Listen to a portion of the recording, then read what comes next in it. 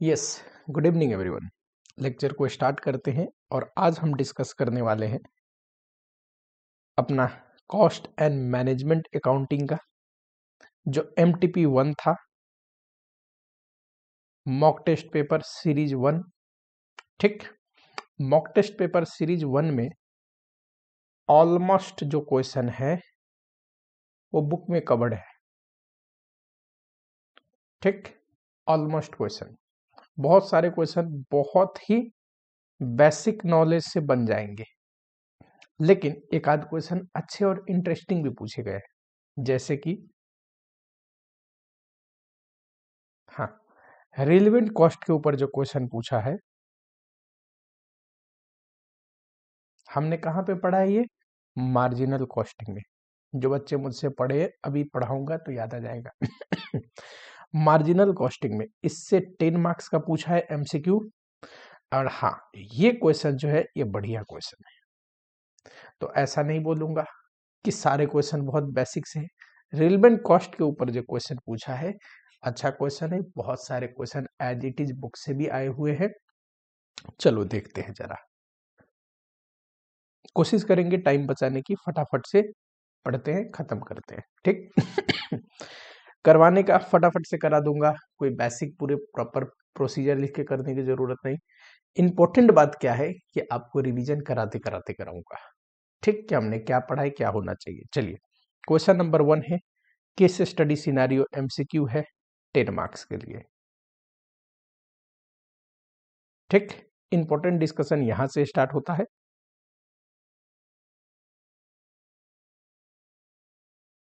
ये सारी कहानी आप पढ़ लेना, इसमें कुछ नहीं है ऐसा। ये कि company operates under standard costing system. ठीक, कंपनी स्टैंडर्ड कॉस्टिंग सिस्टम को एडॉप्ट करती है कॉस्ट कंट्रोल के लिए। स्टैंडर्ड कॉस्टिंग में क्या होता है, हम एक प्री डिटरमाइंड कॉस्ट तय करते हैं। स्टैंडर्ड कॉस्ट हर एक एलिमेंट ऑफ कॉस्ट के लिए, material, labour, variable overhead, fix overhead. Actual cost जब इनकर्ड होता है तो एक्चुअल कॉस्ट को स्टैंडर्ड कॉस्ट से कंपेयर करते हैं, वेरिएंसेस निकालते हैं और वेरिएंसेस को एनालाइज करते हैं। फेवरेबल वेरिएंस है तो बहुत बढ़िया। ठीक, अनफेवरेबल वेरिएंस है जिसको एडवर्स वेरिएंस बोलते हैं, तो रेमेडियल एक्शन लेंगे कि आगे वो चीज ना हो। अगर कॉस्ट एडिशनल इनकर्ड हुआ तो क्यों हुआ, ताकि हमने महंगी रेट से कॉस्ट इनकर्ड किया या फिर रिसोर्सेज जितना सोचा था उससे ज्यादा कंज्यूम किया। यही सारी कहानी यहाँ पे लिखा हुआ है। ठीक, चलो यहाँ पे आ गया बजटेड डेटा, बजटेड आउटपुट दिया है, बजटेड फिक्स ओवरहेड दिया है। करेक्ट, एक्चुअल यूनिट प्रोड्यूस दिया है, ये एक्चुअल डेटा है। ठीक। फिक्स ओवरहेड ध्यान से पढ़ेंगे अब। 19,50,000 तो है ही, प्लस 1 लाख भी है। 1 लाख किस लिए है, ये इंपॉर्टेंट है। Additional quality control cost for 1,000 unit chooses on a sample basis. हम जो 9,500 बनाते हैं तो इसमें इंस्पेक्शन भी करते हैं कुछ यूनिट का, तो हमने 1,000 यूनिट का इंस्पेक्शन किया तो उस पर खर्चे हो गए 1 लाख। अच्छा, पूरा के पूरे आइटम का इंस्पेक्शन क्यों नहीं करते? कोई भी नहीं करता, हमें चेक करना, पूरा एक एक आइटम चेक करते हैं क्या? नहीं, क्वालिटी कंट्रोल के लिए सैंपल बेसिस पे इंस्पेक्शन करते हैं। ठीक, क्या ये खर्चे ओवरहेड का पार्ट है? Yes. Why? Because it is related to normal जो प्रोडक्शन से संबंधित खर्चे हैं। प्रोडक्शन कॉस्ट का पार्ट है। अगर कोई ऐसा खर्चा होता है, ध्यान से सुनिए, अगर कोई ऐसा खर्चा होता है जो प्रोडक्शन कॉस्ट का पार्ट नहीं है, जैसे कि कोई प्रायर पीरियड का खर्चा हो गया, कोई अबनॉर्मल कॉस्ट हो गया, उसको नहीं लेते।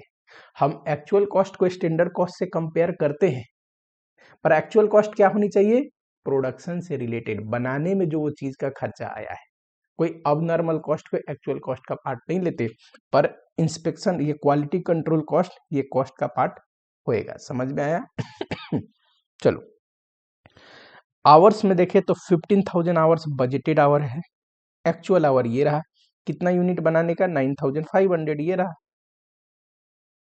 वेरिएबल ओवरहेड का रेट दिया हुआ है, रेट स्टैंडर्ड रेट है 50 पर आवर, एक्चुअल रेट है। टोटल में तो 14,250 आवर्स काम हुआ है। शुरू के 10,000 आवर्स के लिए ये 50, एडिशनल एडिशनल कितना? 4,250 आवर्स, उसके लिए 60 रेट है। करेक्ट, पूछा गया है। फिक्स ओवरहेड कॉस्ट वेरिएंस का फॉर्मूला होता है recovered minus actual. Fix overhead volume variance का फॉर्मूला होता है रिकवर्ड माइनस बजटेड।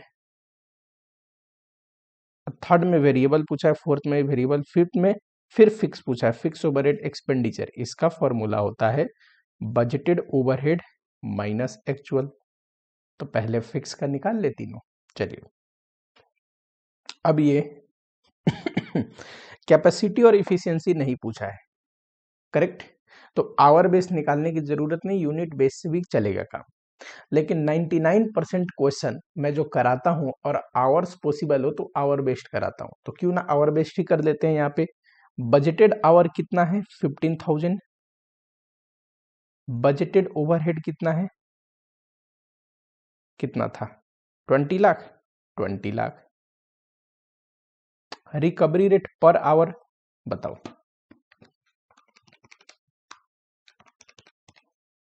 133.3333, करेक्ट। चलो एक्चुअल आवर 14,250, ठीक। Actual overhead sir 19,50,000 plus 1 lakh, 20,50,000। चलो स्टैंडर्ड आवर बताओ, स्टैंडर्ड आवर, और यहाँ पे आता है रिकवर्ड ओवरहेड। स्टैंडर्ड आवर बताइए सर, एक यूनिट बनाने के लिए बताओ 10,000 बनाने के लिए 15,000 लगता है, तो 10,000 डिवाइड बाई 15,000 1.5 आवर्स लगता है। सॉरी 15,000 आवर्स अगर 10,000 का है तो वन यूनिट का है 1.5, हमने बनाया कितना है 9.5, 9,500, तो ये आया 14,250। इसमें अगर रिकवरी रेट इंटू कर दूं तो आ जाता है रिकवर्ड,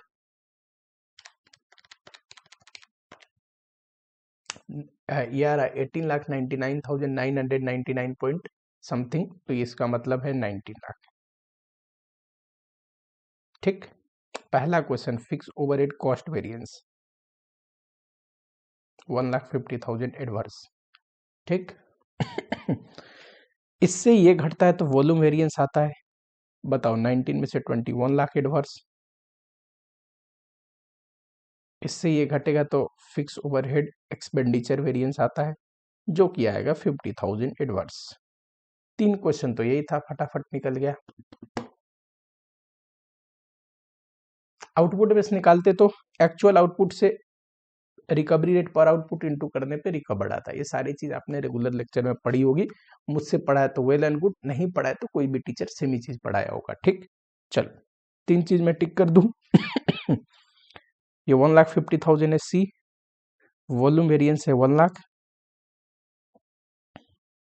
एंड अगर आप देखोगे एक्सपेंडिचर वेरिएंस है 50,000, ठीक है। 3 हमने कर लिया, सी डी एंड बी। जरा देखते हैं, इसका सी है, इसका डी है, एंड ये रहा बी। आ जाओ जरा, variable overhead efficiency, variable overhead expenditure variance, बहुत बढ़िया। वेरिएबल ओवरहेड वेरिएंसेस, ये पता है कैसे निकलता है? टोटल पूछता तो इसका फॉर्मूला है रिकवर्ड माइनस एक्चुअल, पर इसमें 2 हिस्से होते हैं, एक एक्सपेंडिचर, दूसरा इफिशियंसी। एक्सपेंडिचर प्राइस का इंपैक्ट शो करता है, यानी कि standard rate minus actual rate into actual working hour. Logic पढ़ाया था, एक्चुअल पेमेंट आवर क्यों नहीं लेते, बताओगे कोई? कि जितना घंटा के लिए लेबर को पेमेंट हुई है उतने घंटे से वेरिएबल ओवरहेड क्यों नहीं निकल रहा है, यानी कि आइडल टाइम पे वेरिएबल ओवरहेड इनकर्ड नहीं होता। लॉजिक लिखो जरा कमेंट में फटाफट। ये सर है क्वांटिटी इंपैक्ट, यानी कि standard our minus actual working hour into standard rate, ठीक। बताना स्टैंडर्ड आवर 14,250, एक्चुअल आवर भी 14,250। मजे की बात ये है, और स्टैंडर्ड रेट है 50, ये तो 0 आ गया। इधर बताओ रेट का डिफरेंस, देखो ध्यान से, 10,000 तक के लिए तो रेट सेम ही है 50, कोई डिफरेंस नहीं है। सिर्फ 4250 के लिए रेट में चेंज है, तो sir 50 minus 50 into 10,000 plus 50 minus 60 into 4250, ये तो ये आएगा एडवर्स, ये आएगा जीरो, टोटल में आ गया 42,500 एडवर्स। बताइए जरा, कोई डाउट? ये सेम उसी स्टाइल में करवा रहा हूँ जिस स्टाइल में पढ़ाता हूँ आप लोगों को, तो कोई भी ऐसा डिफरेंस तो महसूस नहीं हुआ होगा। चलो हाँ जी, ये आया ये, और अगला है जीरो। नेक्स्ट, ये क्वेश्चन बहुत बढ़िया क्वेश्चन है, वेरी इंपॉर्टेंट क्वेश्चन। क्वेश्चन पूछा है चैप्टर मार्जिनल कॉस्टिंग से। मार्जिनल कॉस्टिंग में बच्चे शॉर्ट टर्म डिसीजन मेकिंग पढ़ाया होगा आपको। मार्जिनल चैप्टर में शॉर्ट टर्म डिसीजन मेकिंग आपके सिलेबस में है। इसमें बहुत सारे डिसीजन मेकिंग होती है, उन्हीं में से एक डिसीजन मेकिंग पढ़ाया था, मिनिमम प्राइसिंग। इसी को स्पेशल ऑर्डर प्राइसिंग लिखा था, करेक्ट? ये पढ़ाते टाइम आपको क्या बोला था, मिनिमम प्राइसिंग में अगर कोई ऑफर आता है तो उसका प्राइस क्या होनी चाहिए, मिनिमम प्राइस जो हम कोट करें वो होनी चाहिए सर रिलेवेंट कॉस्ट के बराबर। ये कैसे निकलता है, तो variable cost plus avoidable fix cost, यानी कि उसको बनाने के लिए वेरिएबल कॉस्ट लगेगा, एडिशनल कोई फिक्स कॉस्ट लगा वो, plus opportunity cost. Opportunity cost में बेस्ट एग्जांपल दिया था कंट्रीब्यूशन फॉरगन। मान लो हम, अगर हमारी कैपेसिटी कम है, उसको बनाने के लिए रेगुलर प्रोडक्शन नहीं बनाना पड़ रहा है, तो रेगुलर प्रोडक्शन में जो अपॉर्चुनिटी लॉस्ट हो रहा है, कंट्रीब्यूशन लॉस्ट हो रहा है, वो, करेक्ट? अगर जो ऑर्डर आया है वो इससे ज्यादा हमें दे रहा है तो एक्सेप्ट करेंगे, वरना नहीं करेंगे, सिंपल। क्या कंपनी के एग्जिस्टिंग फिक्स कॉस्ट चार्ज करते हैं मिनिमम प्राइसिंग या स्पेशल प्राइसिंग पे? नो। क्यों? सर ये नहीं भी ऑर्डर एक्सेप्ट करोगे तो वो तो फिक्स कॉस्ट इनकट होएगा ही, इसलिए it is irrelevant for the purpose of decision making. आइए जरा,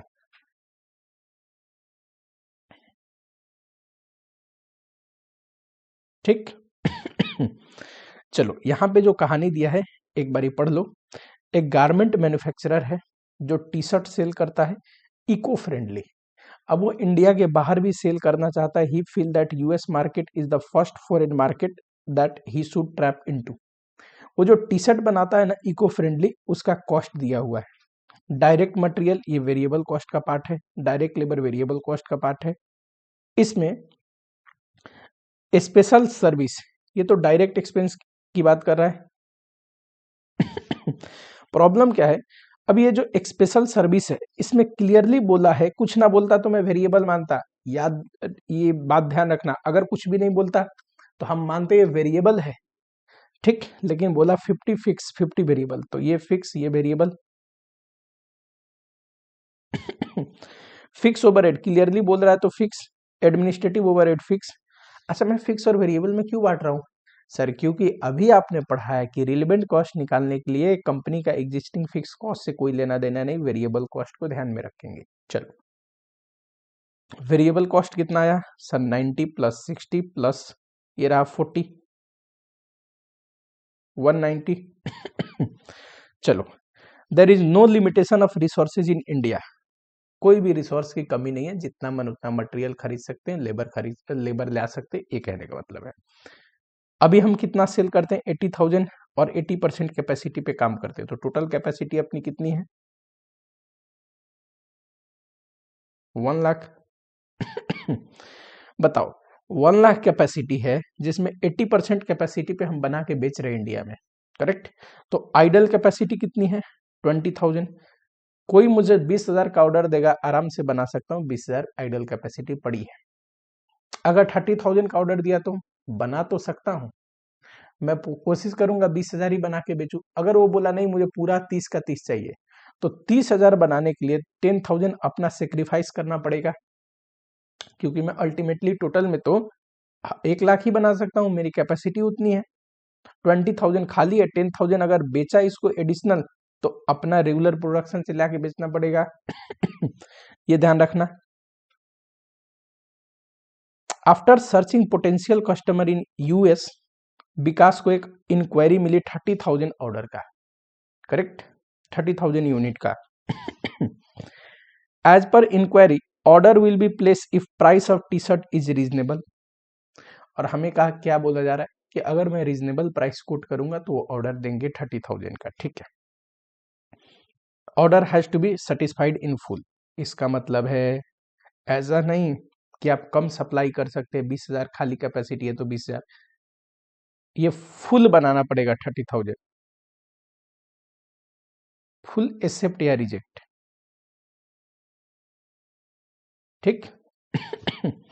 ताकि लेना है ऑर्डर तो पूरा 30,000 बना के सप्लाई करो। अगर मैं ऑर्डर लिया 30,000 बनाया तो 20,000 तो खाली कैपेसिटी है, 10,000 बना के देने के लिए मुझे अपना रेगुलर प्रोडक्शन 10,000 कम करना पड़ेगा, सिंपल सी बात है, उस पे कंट्रीब्यूशन लॉस्ट होगा, ये याद रखना, ठीक। अच्छा, कंट्रीब्यूशन कितना है अपना? कंट्रीब्यूशन पूछे तो sir sale price less variable cost. Sale price हम जो टी शर्ट बेचते हैं इंडिया में 500 है, वेरिएबल कॉस्ट 190 है, 500 में से 190 घटता है तो 310 आएगा, यही कंट्रीब्यूशन लॉस्ट होगा। समझ में आया? विकास अब डिसाइड करता है कि सेंड करे कोटेशन, अपना प्राइस कोट करे, ठीक, फॉरेन क्लाइंट को। Vikas without a second thought accept the order but did not feel need to extend the manufacturing capacity. Order तो एक्सेप्ट कर लिया, कैपेसिटी नहीं बढ़ाया। बताओ, अगर 30,000 बनाए और 80,000 अपना भी बनाए तो 1,10,000 की कैपेसिटी होनी चाहिए, पर अपने पास 1,00,000 की कैपेसिटी है, ये बात ध्यान रखना, ठीक। Therefore he decided to forgo few Indian client, यानी कि 10,000 यूनिट इंडियन क्लाइंट को नहीं बेचेंगे, फॉरेन वाले को देंगे। चलो, फॉरेन ऑर्डर के लिए स्पेशल पैकिंग चाहिए, जो कि कितना लगेगा? 20% of total prime cost per T shirt. Prime cost का मतलब होता है, एक बार जरा जोर से बोलेंगे एक साथ, प्राइम कॉस्ट का मतलब होता है टोटल डायरेक्ट कॉस्ट। इसमें आता है, बताओ फटाफट से, direct material, direct labour and direct expense, ठीक। Production was done quickly, foreign जो कंसाइनमेंट था वो ट्रांसपोर्ट कर दिया हमने कस्टम पोर्ट के थ्रू, ठीक, and carriage agency. It charge, अब देखना फ्रेट कितना लगा भेजने के लिए, 80,000 पर truck, whose capacity was 500 to transport the whole consignment and the truck was 20% vacant. हमने एक ट्रक में भेजा, उसने फ्रेट लिया 80,000, करेक्ट। उस ट्रक की कैपेसिटी 500 kg था, 20% खाली है, तो 80% ही हमारा सामान उसमें लोड हुआ होगा। हमारा सामान 80% कैपेसिटी में लोड हुआ होगा, 500 इंटू 0.8, तो पूरा 30,000 जो यूनिट है ना, वो 400 kg का है। क्यों सर? लोड करने के बाद 20% कैपेसिटी, यानी कि 100 kg जो है ना खाली है, आइडल कैपेसिटी है ट्रक में। अब होगा क्या? प्रॉब्लम ये है कि कुछ भी बोला नहीं तो हमें तो पूरा ही पे करना पड़ेगा, भले ही ट्रक में थोड़ा सा जगह खाली हो। अगर आप एक ट्रक बुक करके भेज रहे हो तो पूरा आपको पे करनी पड़ेगी 80,000, ये ध्यान रखना। Bill of lading was filed and professional charges, ठीक। अब कस्टम के थ्रू भेज रहे हो तो बिल ऑफ लैडिंग बनवानी पड़ती है, उसके लिए आप चार्जेस पे करें, प्रोफेशनल चार्जेस 25,000, ठीक। फिलिंग और filing was paid to a charter accountant, ठीक है।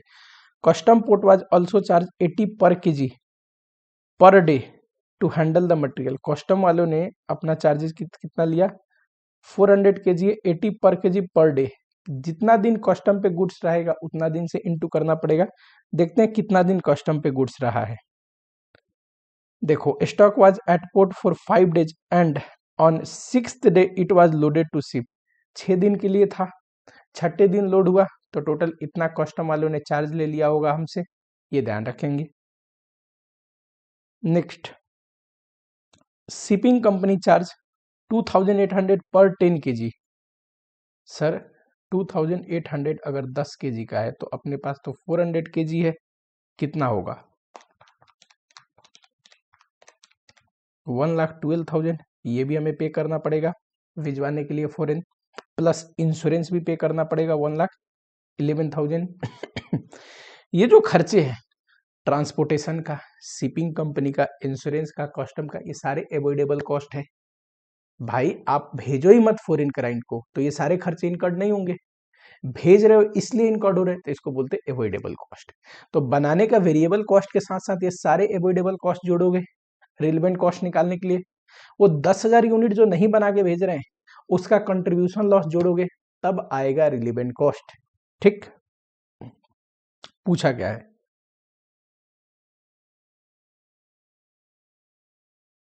पहले में तो पूछा है Vikas has sufficient fund in his hand but raise a short term loan working capital 6.5% के रेट से। क्यों? अब बच्चा एक बात बताओ, उसके पास जब सफिशिएंट पैसा है ये ऑर्डर पूरा करने के लिए, बनाने के लिए, तब भी वो लोन लेके आया वर्किंग कैपिटल लोन 6.5 के रेट से। पता है क्यों? क्योंकि for the satisfaction of his foreign client order because he found one time investment opportunity that was giving him return 9.5। अपना पैसा नहीं लगाया ऑर्डर बनाने के लिए, खर्चे के लिए लोन लेके आया, अपना पैसा कहाँ लगाया? एक इन्वेस्टमेंट अपॉर्चुनिटी है वन टाइम, उसमें अपना पैसा लगा दिया। अब बताओ 9.25% रिटर्न कमा रहा है, ठीक, अपना पैसा लगा दिया, लोन लेके आया, कितने रेट से? 6.5%। इतना रिटर्न कमाएगा, इतना ब्याज दे देगा। ये जो नेट में है तो ये नेट में इनकम आएगा कि नहीं? Net return. तो कुछ एडिशनल रिटर्न कमा रहा है, इसलिए क्या किया? लोन ले लिया, अपना पैसा नहीं लगाया। ठीक, रीपेमेंट लोन हमने लिया 1 जून को, रीपेमेंट किया 1 सितंबर को, जून जुलाई अगस्त 3 मंथ के लिए।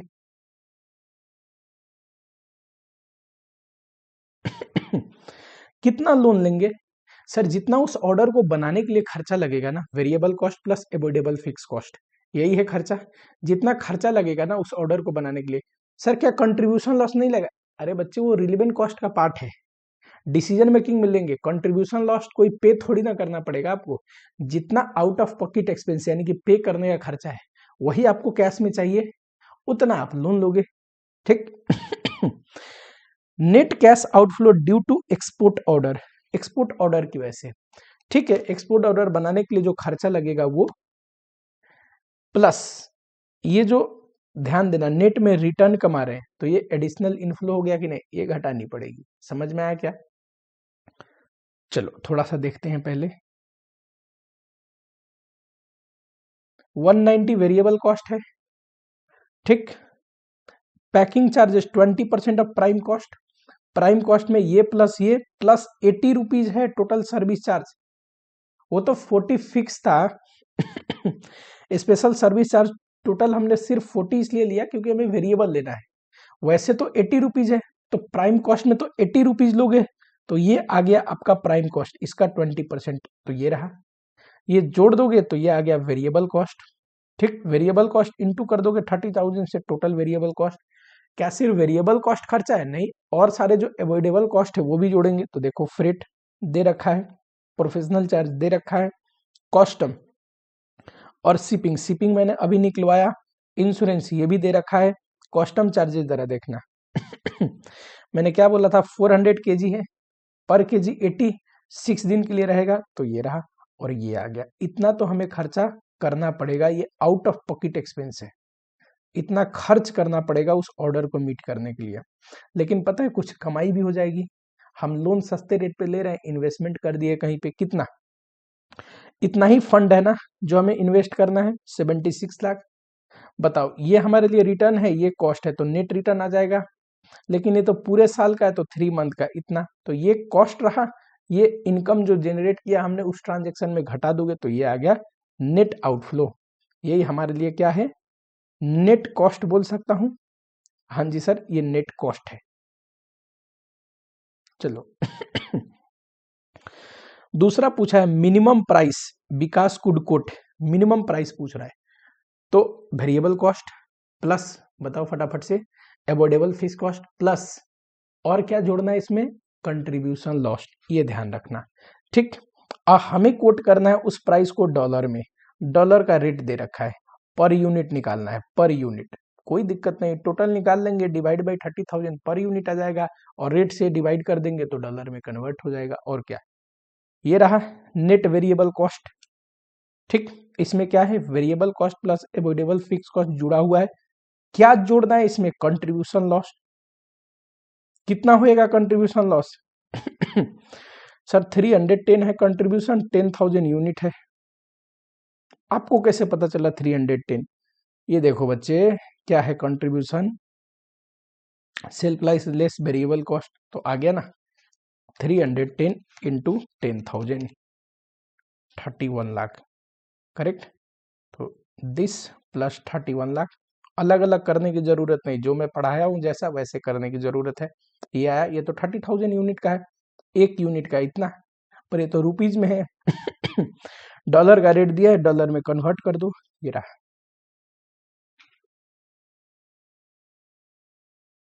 चलो इसको 2 सेकेंड होल्ड करते हैं और यहां पे आओ इंक्रीमेंटल बेनिफिट, कोई दिक्कत नहीं, हमें वो कितने में हमें कोट किया है, तो हमें जो यूएस क्लाइंट है वो बोल रहा है कि 4.9 पर शॉट दे दूंगा आपके लिए, तो मेरे लिए रेवेन्यू है। इंक्रीमेंटल बेनिफिट कैसे निकलेगा, अगर उसको बेचता हूं तो रेवेन्यू में से रिलेवेंट कॉस्ट घटा के, ठीक, रिलेवेंट कॉस्ट तो अभी अभी निकाला है ये रहा ना रिलेवेंट कॉस्ट, मिनिमम प्राइसिंग ही रिलेवेंट कॉस्ट है। अच्छा, तो आ जाओ इसको कर लेते हैं, सेल्स बताओ 30,000 इंटू 4.9 डॉलर देगा एक के लिए, इंटू जिस दिन हम सेल कर रहे हैं उस दिन का रेट देखो, जिस दिन हम सेल कर रहे हैं उस दिन का रेट देखो 86, तो 86 से किया तो ये आ गया रेवेन्यू, और रेवेन्यू में से अगर हम घटा देते हैं, ये इतना लिखने की जरूरत नहीं, रिलेवेंट कॉस्ट लिख दोगे तो इतना ही आएगा, देखो करके देख लो, 126,42,000 माइनस 106,47,750, ठीक, 19,94,250 आया कि नहीं। पर ये इन्होंने थोड़ा लेंदी प्रोसेस में दिखा दिए, सिंपल समझने के लिए जैसा आपने पढ़ा है वैसा करना जरूरी है next, net cash inflow. Net inflow मतलब इनफ्लो में से आउटफ्लो घटा दो, बेच के जो पैसा आएगा सेल्स रेवेन्यू वो इनफ्लो है, आउटफ्लो मतलब एक्चुअल कॉस्ट जो इनकर्ड हुआ है उस ऑर्डर को मीट करने के लिए वो आउटफ्लो है। आ जाओ जरा, ये रहा, ये सेल्स रेवेन्यू अभी अभी हमने निकाला था, ये तो इनफ्लो है। एक्चुअल में जो कॉस्ट इनकर्ड हो रहा है ये कंट्रीब्यूशन लॉस, अपॉर्चुनिटी कॉस्ट है, आउट ऑफ पॉकेट एक्सपेंस नहीं है, तो कैश फ्लो में मत ले लेना, सिर्फ क्या लोगे, ये वाला लोगे, ठीक है। इसमें कंट्रीब्यूशन लॉस जोड़ा है क्या, नहीं, सिर्फ variable cost plus avoidable fix cost, जिसको नेट वेरिएबल कॉस्ट करके इन्होंने लिखा है, ये लेंगे, ठीक। अपॉर्चुनिटी कॉस्ट क्या है, आउट ऑफ पॉकेट एक्सपेंस नहीं है, उससे कोई कैश फ्लो नहीं होता, डिसीजन मेकिंग में जरूरी है वो अब आओ जरा, ये देखो, हमने यूएस क्लाइंट को बेचा, ठीक है, और जिस दिन सेल किया ये रहा एक्सचेंज रेट, इस रेट से सेल किया। पूछ क्या रहा है, calculate profit on from this export order if actual price quoted is this much. Profit निकालने के लिए सेल्स में से एक तो variable cost plus avoidable fix cost घटाओगे ही, करेक्ट। डिसीजन के लिए आपने घटाया था क्या चीज, कंट्रीब्यूशन लॉस, प्रॉफिट निकालने के लिए घटाने की जरूरत नहीं, लेकिन जो कंट्रीब्यूशन लॉस कैसे आता है, ध्यान से देखना, कंट्रीब्यूशन लॉस कैसे आता है, कंट्रीब्यूशन आता है sir fix cost plus profit को, लेकिन तो 10,000 का कंट्रीब्यूशन लॉस का मतलब क्या है, 10,000 पे जो फिक्स कॉस्ट चार्ज होगा वो, और 10,000 पे जो प्रॉफिट का नुकसान हो रहा है वो दोनों हम ले रहे हैं। प्रॉफिट निकालने के लिए हमारे लिए फिक्स कॉस्ट तो रिलेवेंट है, ये प्रॉफिट जो लॉस हो रहा है ये रिलेवेंट नहीं है, जो 10,000 यूनिट हम नहीं बना पाएंगे, तो ये क्या है, फिक्स कॉस्ट ऑन 10,000 यूनिट, ठीक। आओ जरा, ये रहा दिस लेस वेरिएबल, वेरिएबल का मतलब ये variable plus avoidable fix cost, ठीक, ये प्लस फिक्स कॉस्ट 10,000 यूनिट के हिस्से में। 110 कैसे है सर फिक्स कॉस्ट, बताओ जरा 40 प्लस 50 प्लस 20 कितना आएगा, 110, यही तो है फिक्स कॉस्ट, इनटू कर देंगे 10,000 से और टोटल फिक्स कॉस्ट आ जाएगा। चलो नेक्स्ट है, ये बहुत आसान है, लेबर टर्नओवर से पूछा है कि सेपरेशन 9% है, रिप्लेसमेंट 15% है और फ्लक्स 30% है, एवरेज नंबर ऑफ एम्प्लॉय 200 है, find out number of employ replaced, कोई बात नहीं, रिप्लेस्ड कितना होगा 9% है ना, तो 200 इंटू 9% 18 होगा। लेफ्ट एंड डिस्चार्ज, इसको सेपरेशन बोलते हैं, सेपरेशन कितना परसेंट है बताइए जरा, नहीं, रिप्लेसमेंट कितना परसेंट है, तो रिप्लेसमेंट है सर 15%, 30 आएगा। लेफ्ट हैंड डिस्चार्ज, इसको सेपरेशन बोलते हैं, 9% है, 200 इंटू 9%, ये आएगा 18, ठीक। ज्वाइन एंड रिक्रूटेड, इसे एसेशन बोलते हैं, टोटल इनकमिंग कितने लोग आए, इनकमिंग मेरा शब्द है, पढ़ाते वक्त यूज करता हूं, लिखना नहीं है, ज्वाइन एंड रिक्रूटेड ही लिखते हैं इसको, ठीक। कैसे आएगा, फ्लक्स देखो 30% है ना, तो 200 इंटू 30% 60, सेपरेशन प्लस एसेशन दोनों है इसमें 60 में, तो माइनस कर देंगे 18, तो 42 आनी चाहिए। जिसमें ये तीनों है जरा टिक कर लीजिए, आई थिंक सी में तीनों है। Which of the following item is not cause of difference in financial and cost accounting profit, ये भी बढ़िया है एमसीक्यू के पॉइंट ऑफ व्यू से, ठीक। ऊपर जो केस स्टडी सिनेरियो था वो तो बहुत प्यारा क्वेश्चन है। चलो, कौन सा इनमें से जो है जो डिफरेंस क्रिएट नहीं करेगा फाइनेंशियल अकाउंट का प्रॉफिट एंड कॉस्ट अकाउंट के प्रॉफिट में। Income tax not treated in cost account, ये तो करेगा, कैसे, कॉस्ट में डाला नहीं तो इस वजह से कॉस्ट का प्रॉफिट बड़ा होगा, फाइनेंशियल का कम। Dividend credited in financial account, इससे फाइनेंशियल अकाउंट का प्रॉफिट, मान लो ये फाइनेंशियल है, बढ़ जाएगा, डिविडेंड इनकम बुक किया तो कॉस्ट में तो ये आता नहीं है। Loss on sale of investment not treated in financial account, बहुत बढ़िया। Loss on sale of investment वैसे तो फाइनेंशियल अकाउंट में डलनी चाहिए थी, डलती तो डिफरेंस क्रिएट करता, डला ही नहीं, कॉस्ट में ये डलता नहीं है, फाइनेंशियल में हमने डाला नहीं, तो इससे कोई भी डिफरेंस क्रिएट नहीं हुआ, ये तो दोनों में ही नहीं डला, तो यही है वो बदमाश इंसान जिसको ढूंढा जा रहा है। चलो, नोशनल डिप्रिसिएशन, बताओ नोशनल कॉस्ट का कंसेप्ट कहाँ पे आता है, कॉस्ट अकाउंटिंग में, और फाइनेंशियल अकाउंट में नोशनल एक्सपेंडिचर तो होता नहीं, तो इससे भी डिफरेंस होगा, सी नंबर। कह रहा है करेंटली हम ऑपरेट कर रहे हैं 60% कैपेसिटी पे, which is 1.5 times of the previous period, and current capacity is 2 lakh, oh my God, current year में 2 लाख है, ठीक, जो कि 60% कैपेसिटी पे है, तो 2 लाख का 60% कितना होगा, ये तो टोटल कैपेसिटी है ना, सीधा लिख लो, 2 लाख का 60% 1,20,000। प्रीवियस ईयर में, प्रीवियस ईयर के तुलना में ये 1.5 टाइम ज्यादा है, तो 1,20,000 डिवाइड बाई 1.5 करोगे तो यानी कि 80,000 था, तो ये तो यूनिट दे दिया, देखना जा रहा है, कॉस्ट भी दिया है, करेंट ईयर का टोटल कॉस्ट ये रहा, एंड प्रीवियस ईयर का कॉस्ट है, पता है आपको, जब आपको टोटल कॉस्ट दिया हो 2 यूनिट पे, यानी कि 2 लेवल पे, तो आप निकाल सकते हैं, ठीक, variable cost per unit, variable cost per unit, change in total cost divide by change in unit, कहाँ पे पढ़ाया था, यूनिट कॉस्टिंग चैप्टर में पढ़ाया था, ठीक है। बताओ कितना है चेंज,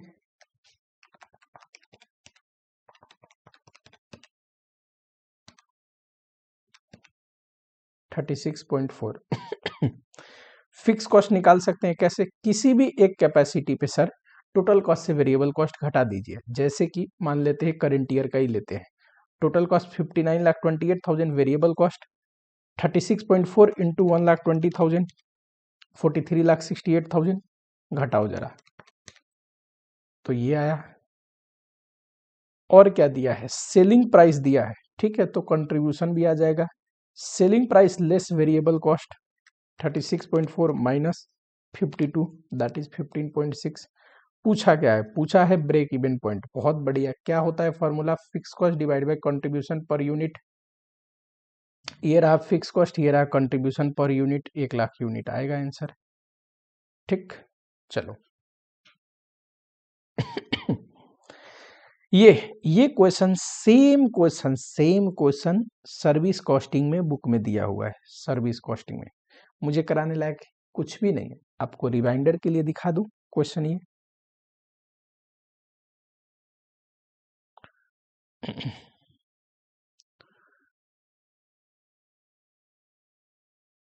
सर्विस कॉस्टिंग में सेम क्वेश्चन, इंश्योरेंस कंपनी का बुक का ही क्वेश्चन है, इंस्टीट्यूट का।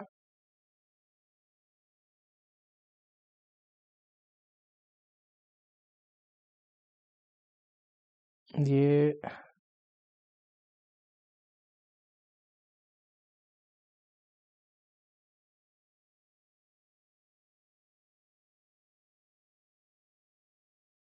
रहा सेम क्वेश्चन, और पूछा क्या है कि कॉस्ट को क्लासिफाई करिए product development, marketing and sales में, ऑपरेशन में, आईटी में एंड सपोर्ट में।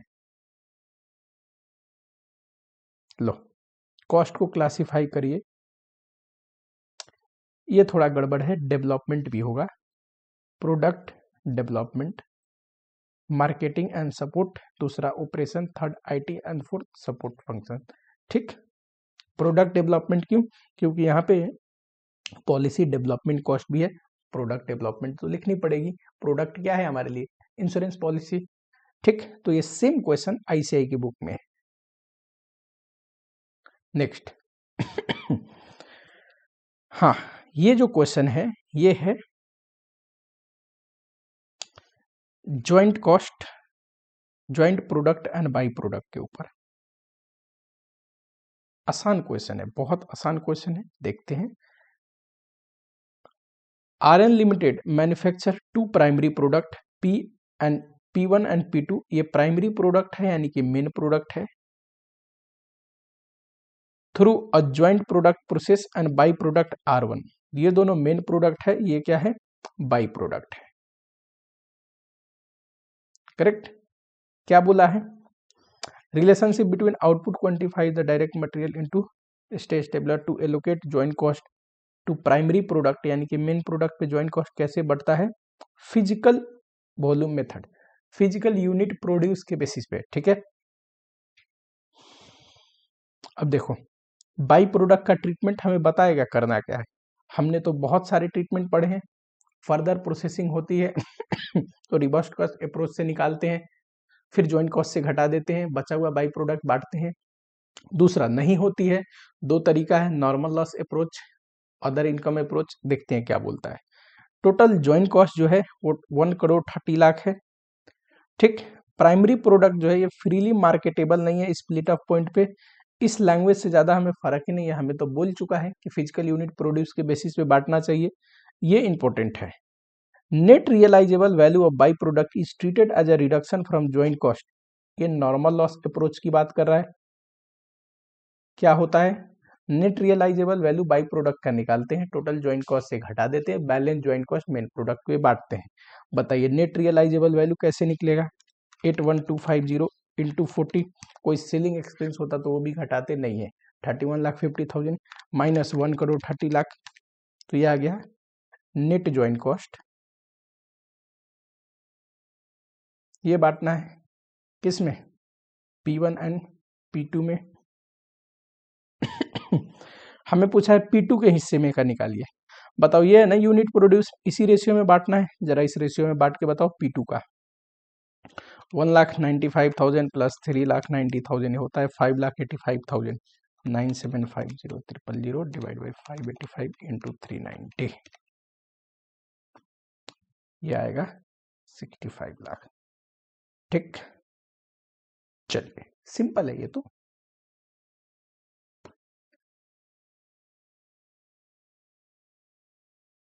डिस्क्रिप्टिव क्वेश्चन आ गया। मजे की बात क्या है, क्वेश्चन नंबर 1 कंपलसरी है, 4 करना है एनी 5 पे, यानी कि 6 क्वेश्चन पूछा है टोटल। ठीक, 14 इंटू 5 70 मार्क्स का है। और पहला ही क्वेश्चन कहां से पूछ दिया फिर से, बताओ फटाफट से? Joint product and by product से।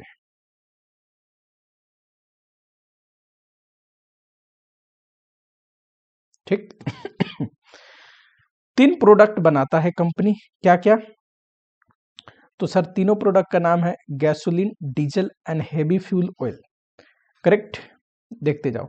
All the product are extracted simultaneously at one common point split up point. ठीक है, यानी कि ये प्रोसेस है, यहां से तीनों अलग होते हैं। क्या नाम है? गैसोलीन, डीजल और थर्ड का HFL। Correct, gasoline diesel are immediately available for sale upon separation, ये यहीं पे बिक जाएंगे, लेकिन there requiring no further processing, इनकी फर्दर प्रोसेसिंग नहीं होती। इन कॉन्ट्रास्ट फ्यूल ऑयल जो है, हैवी फ्यूल ऑयल, ये एडिशनल फर्दर प्रोसेस होते हैं बिकने से पहले, क्योंकि यहाँ पे इनका कोई मार्केट अवेलेबल नहीं है, तो ये फर्दर प्रोसेसिंग होके यहाँ पे सेल होगा। ठीक आपको सेलिंग प्राइस दिया है और यूनिट सोल्ड दिया है। पता है आपको, जब भी हम डिसीजन लेते हैं यूनिट प्रोड्यूस हमारे लिए जरूरी है। क्यों? कोई भी बच्चा अगर इसका सही आंसर देता है, मैं पक्का उसके कमेंट में रिकमेंड करूंगा, क्योंकि वैसे मैं एक्सप्लेन कर दे रहा हूं, क्योंकि हम बांट रहे हैं कॉस्ट। ठीक, कॉस्ट हमेशा इनकर्ड होता है यूनिट प्रोड्यूस पे, तो जब डिसीजन लेंगे तो यूनिट प्रोड्यूस को ध्यान देंगे। इवन भले ही सेल वैल्यू हम निकाल रहे हैं या नेट रियलाइजेबल वैल्यू निकाल रहे हैं, यूनिट प्रोड्यूस पे निकालेंगे, सोल्ड यूनिट पे नहीं। आपके मन में कदापि ये सवाल नहीं आनी चाहिए कि सर जितना बिका है उसी यूनिट पे सेल वैल्यू निकालनी चाहिए, नहीं, प्रोड्यूस यूनिट पे निकालेंगे। क्यों? क्योंकि हम कॉस्ट निकाल रहे हैं और कॉस्ट के बंटवारा करने के लिए, अपॉर्चनमेंट करने के लिए कॉस्ट तो इनकर्ड होता है यूनिट प्रोड्यूस पे, यूनिट प्रोड्यूस को एज अ हमें बेस लेना चाहिए। करेक्ट? जो यूनिट नहीं बिके वो कल बिक जाएंगे, हमें बिकने से मतलब नहीं, हमें कॉस्ट बांटना है इस चैप्टर में, ध्यान रहेगा क्या? तो ये यूनिट सोल्ड है, यूनिट सोल्ड जब भी दे तो हमें opening closing stock inventory adjust करके यूनिट प्रोड्यूस निकालना पड़ता है। ठीक, ये दोनों तो स्प्लिट अप पॉइंट पे ही बिक जाते हैं, तो स्प्लिट अप पॉइंट का प्राइस है। ये फर्दर प्रोसेसिंग होके बिकता है, तो sale value after further processing है ये। ठीक कह रहा है कि आने वाले टाइम में भी ये प्राइस नहीं चेंज होने वाले हैं। ठीक है, कोई बात नहीं। टोटल ज्वाइंट कॉस्ट जो है वो 15 लाख का है और एडिशनल फर्दर प्रोसेसिंग कॉस्ट है वो 7,44,000 का है। ये तो इसका होगा जो फर्दर प्रोसेसिंग होता है, और ज्वाइंट कॉस्ट जो है ये 15 लाख का है। ये बांटना है तीनों प्रोडक्ट में। समझ में आया क्या? चलो, ये तीनों प्रोडक्ट का ओपनिंग इन्वेंट्री नहीं है। बताओ यूनिट प्रोड्यूस कैसे निकलता है? Unit produce sir sold unit plus closing stock minus opening stock. Opening stock तो नहीं है, तो क्लोजिंग स्टॉक अगर होगा तो सोल्ड यूनिट में क्लोजिंग स्टॉक जोड़ना पड़ेगा। क्लोजिंग स्टॉक दिया है, गैसोलीन का इतना और ये डीजल का इतना इतना और ये हेवी फ्यूल का इतना, तीनों का क्लोजिंग स्टॉक सोल्ड यूनिट में जोड़ोगे तो यूनिट प्रोड्यूस आएगा। सारे डिसीजन यूनिट प्रोड्यूस पे लेंगे। हमें क्या पूछा है? कंप्यूट करिए गैसोलीन डीजल और हेवी फ्यूल के लिए joint cost and cost of goods sold. Joint cost पहले निकालते हैं अपॉर्चनमेंट, फिर कॉस्ट ऑफ गुड्स सोल्ड निकालेंगे। ये जो यूनिट सोल्ड हुए हैं ना, उनका कॉस्ट बोल रहा है। Using net realisable value. Net realisable value कैसे निकालते हैं? Sale value after further processing less further processing cost less कोई सेलिंग एक्सपेंस है वो भी, और अगर बांटना है तो मार्जिन नहीं देता होता घटाते, पर मार्जिन देगा नहीं आपको। ठीक चलिए यहां आ जाओ, फटाफट से मैं आप लोगों को करा दूं। ये देखना, जब क्लोजिंग स्टॉक जोड़ दोगे तो ये है यूनिट प्रोड्यूस, उसमें इनटू किया तो ये सेल वैल्यू आ गया। इसमें ये जो है सर ये आफ्टर फर्दर प्रोसेसिंग है, फर्दर प्रोसेसिंग कॉस्ट घटाएंगे तो ये एनआरबी आएगा। इसी रेशियो में 15 लाख को बांटना है ना ज्वाइंट कॉस्ट, तो इस रेशियो में बांटा, ये रहा ये ज्वाइंट कॉस्ट अपॉर्चनमेंट। ठीक कॉस्ट ऑफ गुड्स सोल्ड पूछ रहा है। कॉस्ट ऑफ गुड्स सोल्ड के लिए पहले तो टोटल कॉस्ट निकाल लीजिए, कोई दिक्कत नहीं। ये रहा ज्वाइंट कॉस्ट का हिस्सा, इसमें ज्वाइंट कॉस्ट के साथ साथ फर्दर प्रोसेसिंग कॉस्ट है, ये भी जोड़ दोगे तो टोटल कॉस्ट आ जाएगा। तो ये रहा ज्वाइंट कॉस्ट, ये इसका फर्दर प्रोसेसिंग टोटल कॉस्ट। ये टोटल कॉस्ट किसका है? Unit available for cell, total unit का है, टोटल यूनिट का है। ये प्रोडक्शन कॉस्ट टोटल यूनिट का है, हमें सिर्फ निकालना है यूनिट सोल्ड का। कैसे निकलेगा? क्लोजिंग स्टॉक का कॉस्ट घटा दो, टोटल यूनिट का कॉस्ट इतना है, जो बच गए बिके नहीं उसका कॉस्ट घटा दोगे तो बिक गए उसका आ जाएगा। देखना जरा ये परसेंटेज वाला इस मेथड से करने की जरूरत नहीं, सिंपल बताता हूँ। 5,60,156, अगर ये टोटल यूनिट कितना है 3294, तो पर यूनिट कॉस्ट कितना आएगा?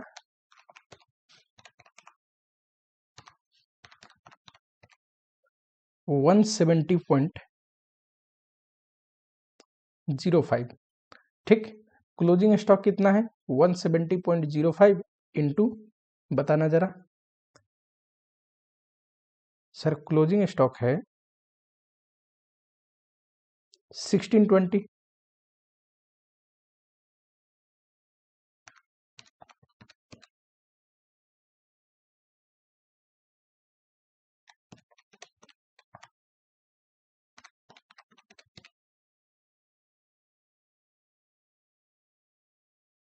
ठीक, अगर यहाँ पे राउंड अप एक डिजिट में ना लेके थोड़ा एक और डिजिट लोगे तो थोड़ा 2-4 रुपया का फर्क आएगा, बस इतना ही फर्क है, कोई दिक्कत नहीं होगी उससे।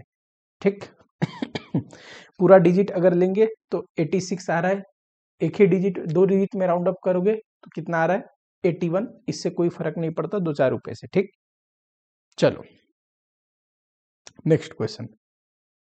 ये स्टोर लेजर क्या पूछा है, ये कॉस्ट रिकॉर्ड, अच्छा कॉस्ट अकाउंटिंग सिस्टम का क्वेश्चन है। कॉस्ट अकाउंटिंग सिस्टम में भी बच्चे का कमेंट आ रहा है, कह रहा है कि कंसोलिडेशन करवा दीजिए। देखते हैं, जैसे ही शेड्यूल मैनेज करते हैं अगला चैप्टर कंसोलिडेशन ही कराएंगे। ठीक, पूछा क्या है। स्टोर लेजर बनाओ, WIP का अकाउंट बनाओ, ओवरहेड अकाउंट बनाओ, कॉस्टिंग पीएल बनाओ। ठीक है, कॉस्टिंग पीएल वर्ड यूज किया, यानी कि हम क्या मानेंगे कि सर ये तो नन इंटीग्रेटेड है। ठीक, नन इंटीग्रेटेड है। क्या ये क्वेश्चन बुक में है? Yes, as it is question book में है। क्या सर आप दिखा सकते हैं? बिल्कुल दिखा सकता हूं। और ये इंस्टीट्यूट की बुक में है तो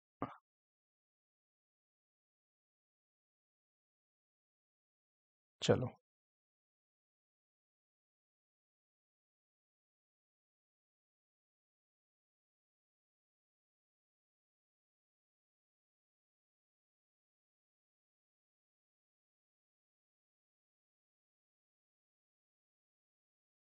तो ऐसे तो ऊपर जो क्वेश्चन गया वो भी बिल्कुल सिमिलर है, बट कोई नहीं, मैं तो आपको एग्जैक्ट क्वेश्चन दिखाता हूँ, बिल्कुल उसका हुलिया भी मिलता जुलता।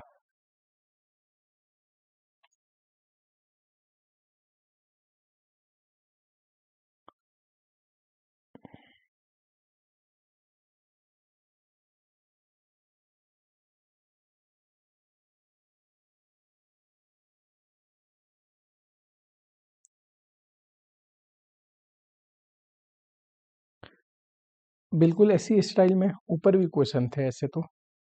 चलो ठीक है, यानी कि बिल्कुल सिमिलर क्वेश्चन है। आसान क्वेश्चन है। स्टोर का दिया है, ओपनिंग बैलेंस डेबिट साइड में लिखोगे, SLC करके बनाओगे जब store ledger control account 9000 to balance BD। ठीक, purchase general ledger control account के नाम से 48,000। ट्रांसफर फ्रॉम WIP से आया 24,000 इधर टू WIP करके, issue to WIP by WIP करके प्रोडक्शन के लिए इश्यू है 48,000। रिपेयर के लिए फैक्ट्री ओवरहेड में जाता है, नॉर्मल प्रोडक्ट कॉस्ट पे चार्ज होगा।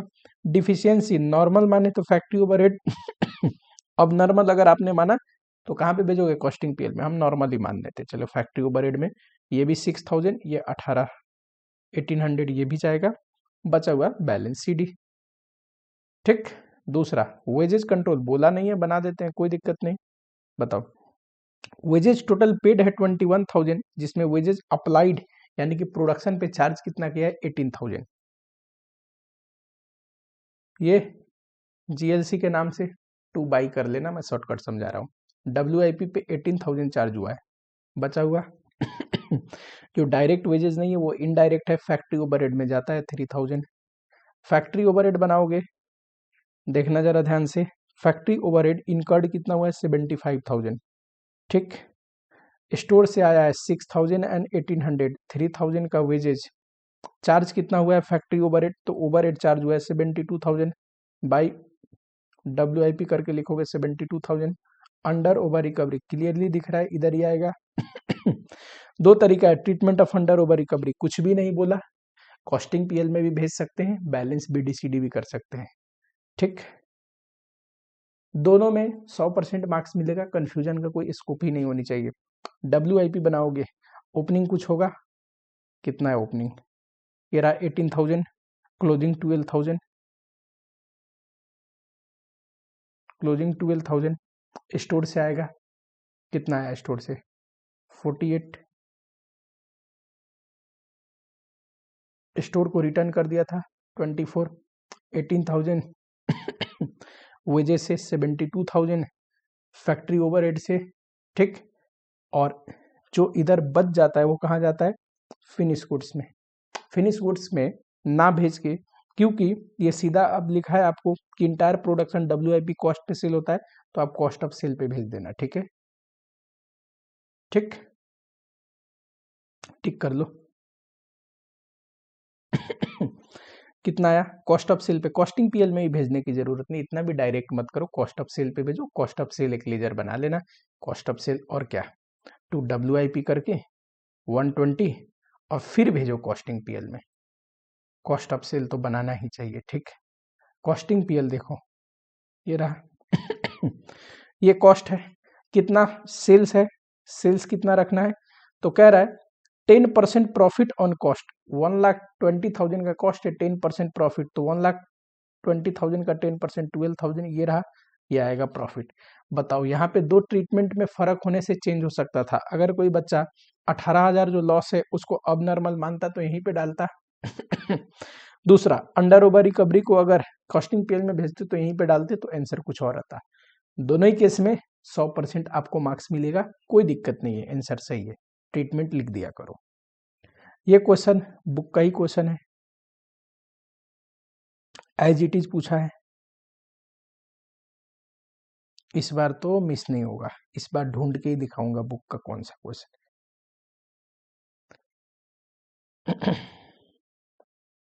इस बार नहीं मानूंगा मैं, ठीक है, तो बस आप 10 सेकेंड दे दो मुझे। ये बदमाश है, पता नहीं रहता कहाँ पे ये क्वेश्चन प्रिंट करा गया है, पर मैं छोड़ूंगा नहीं इस बार, कहाँ जाएगा, ऐसा हो ही नहीं सकता कि बुक में ये क्वेश्चन नहीं है। मजे की बात बताऊं, जो फिगर है ना यूनिट प्रोड्यूस का, वो तक सेम ले रखा है। आई थिंक एडिशनल क्वेश्चन में होना चाहिए।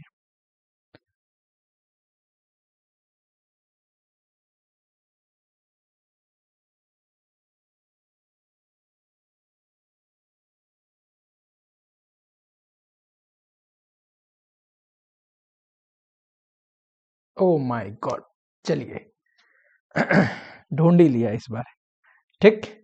पीस अब इतना ज्यादा डिटेल में नहीं दिया है, थोड़ा शॉर्टकट में दिया है आपको।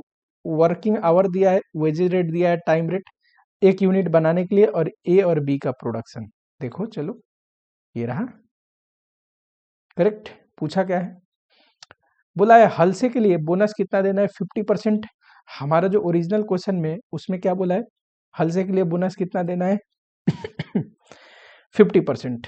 हलसे और वन के प्लान अनुसार निकालना है। ये डिफरेंशियल पीस रेट पहले जमाने में हुआ करता था, ये अब आपके सिलेबस से हटा दिया गया, तो इस पे कृपया ध्यान ना दे, इसको इग्नोर करें। क्वेश्चन सेम है कि नहीं बताओ। अब इसमें ए है, बी है, एक्चुअल टाइम, पहले स्टैंडर्ड टाइम ले लेते हैं। स्टैंडर्ड टाइम बताओ, 176 यूनिट 15 मिनट मिलता है, तो ये तो मिनट में आ गया, 60 से डिवाइड करो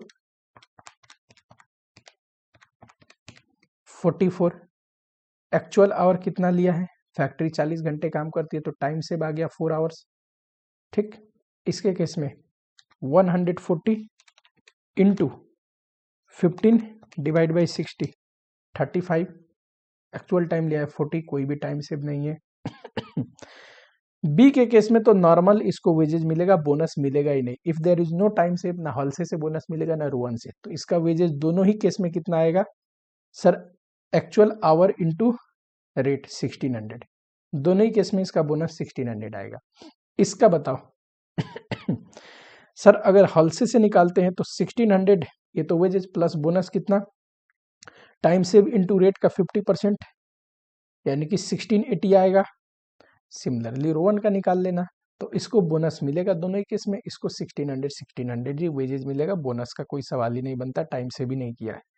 चलो, हलसे के अनुसार भी इसका 1600, रोहन के अनुसार भी 1600, ए का हलसे के अनुसार 1680, ये मैं निकलवा दिया और ये आप निकाल लेंगे। कैसे निकलता है? Time save into rate into actual our divide by standard our, correct. ये आ गया बोनस।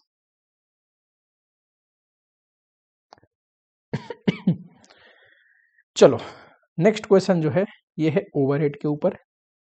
इसमें एक दो ज्ञान की बातें आप लोगों को बताता हूं, ठीक, एंड दैट में क्रिएट कंफ्यूजन, जो एग्जाम में बच्चों को कंफ्यूजन क्रिएट कर सकता है। यहाँ पे हमारे पास जो डिपार्टमेंट है वो प्रोडक्शन डिपार्टमेंट 3 है, X1, Y1, Z1, और 2 है service department QC and M, correct. ये कुछ कॉमन ओवरहेड है। क्या करते हैं कॉमन ओवरहेड को? सर प्राइमरी डिस्ट्रीब्यूशन में अपोर्शन करते हैं, ठीक। एडिशनल इंफॉर्मेशन दिया है, पता है डायरेक्ट वेजेस प्राइमरी डिपार्टमेंट का नहीं लेते, सर्विस डिपार्टमेंट का तो लोगे, क्योंकि सर्विस डिपार्टमेंट के लिए डायरेक्ट खर्चा है। अल्टीमेटली सर्विस डिपार्टमेंट का कॉस्ट किस पे चार्ज होता है? प्रोडक्शन डिपार्टमेंट के लिए, उनके लिए तो इनडायरेक्ट रूप से चार्ज होगा। चलो, ये बेसिस दे रखा है, ठीक। यहां देखो सेकेंडरी डिस्ट्रीब्यूशन के लिए ये है ना, सर्विस डिपार्टमेंट एक दूसरे को दे रहे हैं, तो ये रेसिप्रोकल हो गया। करने के 3 method, simultaneous equation, repeated distribution, trial and error. किसी से भी करिए सेम आंसर आएगा, सेम आंसर आएगा। चलो जरा खर्चे बांटने का देखते हैं। रेंट एंड रेट, ये रेंट किसका है? स्पेस का है, फ्लोर एरिया के बेसिस पे होना चाहिए, कहीं ना कहीं दिया होगा। जनरल लाइटिंग, क्या लाइटिंग पॉइंट दिया है? हाँ जी, तो लाइट पॉइंट के अनुसार। इनडायरेक्ट वेजेस, डायरेक्ट वेजेस के बेसिस पे कोई इनडायरेक्ट खर्चा हो तो उसके डायरेक्ट खर्चे के बेसिस पे बांटते हैं। पावर, हर्स पावर दिख रहा है मुझे, हर्स पावर, ये रहा हर्स पावर, ठीक। पास्ट में एक बार क्वेश्चन पूछा था तो hers power into working hour भी कर दिया था, तो बच्चे यहीं पे कंफ्यूज हो जाते हैं, वर्किंग आवर करे ना करे। मैं बोलता हूं मशीन आवर दिया हो तो कर दिया करो hers power into machine our, अगर मशीन आवर ना दिया हो तो सिर्फ हर्स पावर के बेसिस पे कर लिया करो, ठीक है। चलो, डेप्रिसिएशन ऑन मशीन, ये जो बुक वैल्यू है, वैल्यू ऑफ मशीन, उसके बेसिस पे sundries are the indirect cost, और इनडायरेक्ट कॉस्ट बांटा जाता है डायरेक्ट एक्सपेंस के बेसिस पे, डायरेक्ट वेजेस के बेसिस पे बांट सकते हैं, ठीक। चलो, ये रहा, सारा बांट लिया, तो ये आ गया प्राइमरी डिस्ट्रीब्यूशन। ये जो सेकेंडरी डिपार्टमेंट है, सपोर्ट डिपार्टमेंट है, इसका खर्चा बांटना है। 3 तरीका है, simultaneous equation, repeated distribution, trial and error. इन्होंने रिपीटेड डिस्ट्रीब्यूशन से बांटा है, रिपीटेड डिस्ट्रीब्यूशन से बांटा है। अब ये यहां पढ़ाने नहीं बैठूंगा मैं, ये आपको आना ही चाहिए, ठीक। चलो,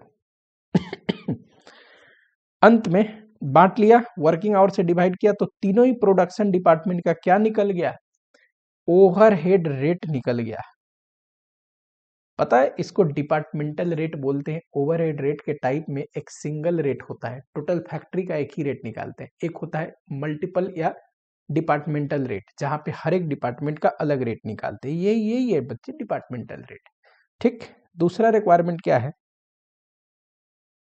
पहले तो ओवरहेड डिस्ट्रीब्यूट करिए ऑल डिपार्टमेंट पे, हर एक डिपार्टमेंट का ओवरहेड निकालने को बोलते हैं प्राइमरी डिस्ट्रीब्यूशन पूछ रहा है। एलोकेशन में एक खर्चा है डायरेक्ट वेजेस, और सारे अपोर्शनमेंट में बांट लोगे आप। ठीक, टोटल ओवरहेड निकालिए और ओवरहेड रेट निकालिए of all production department after redistribution of service department, इसको सेकेंडरी डिस्ट्रीब्यूशन बोलते हैं। And when one service department provide service to other and receive, मतलब ईच अदर सर्विस प्रोवाइड करते हैं, तो उसको रेसिप्रोकल बोला जाता है। ठीक, एक दूसरे को जब सर्विस देते हैं तो करने के 3 मेथड, रिपीटेड डिस्ट्रीब्यूशन, तीनों से सेम आंसर आता है। आप सिमल्टेनियस इक्वेशन से कर दोगे, थोड़ा जल्दी हो जाता है, ठीक।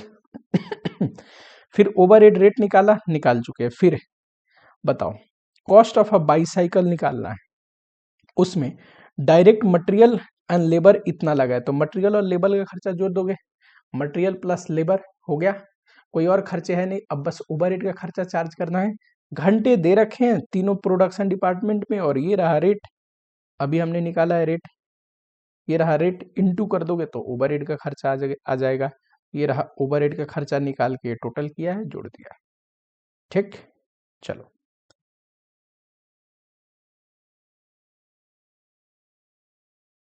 बी नंबर, बैच कॉस्टिंग पे क्वेश्चन है,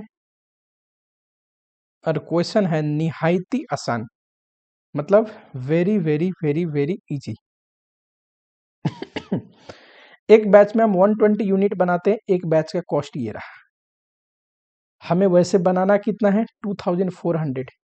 बताओ 2400 बनाना है, 120 से डिवाइड करोगे कितना बैच बनाना पड़ेगा, 2400 divide by 120, 20 batch, correct. Material एक बैच का इतना है तो 20 का into 20, labour into 20, batch cost into 20, ठीक।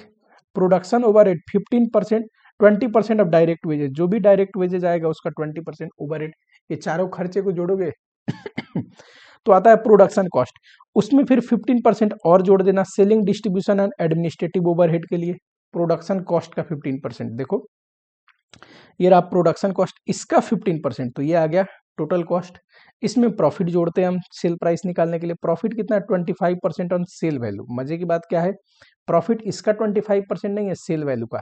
तो हम हमेशा क्या करते हैं, मान लो ये कॉस्ट है, ये प्रॉफिट है, और ये सेल वैल्यू है। सेल को मान लेते हैं 100, तो प्रॉफिट हो गया 25, कॉस्ट हो गया 75, correct. 75 plus 25 is equal to 100। ये अगर 75 है तो 100 कितना, करो जरा, 1940, 625 डिवाइड बाई 75 इंटू 100, आ रहा है कि नहीं, 25, 87, 500, ये टोटल है, ठीक। पर यूनिट पूछता तो सर ये अगर 2400 यूनिट का प्राइस है तो एक यूनिट का कितना, ये रहा। ठीक, आसान क्वेश्चन है। जॉब कॉस्टिंग में भी ऐसे क्वेश्चन भर भर के दे रखे, बैच कॉस्टिंग में भी ऐसे क्वेश्चन भर भर के दे रखे, ठीक। 2 नंबर में पूछा हुआ है। कॉस्ट शीट, कॉस्ट शीट का question as it is question है, ठीक। बुक का विश्वास नहीं होता, दिखा दूं, आईसीआई की ही बुक का क्वेश्चन है।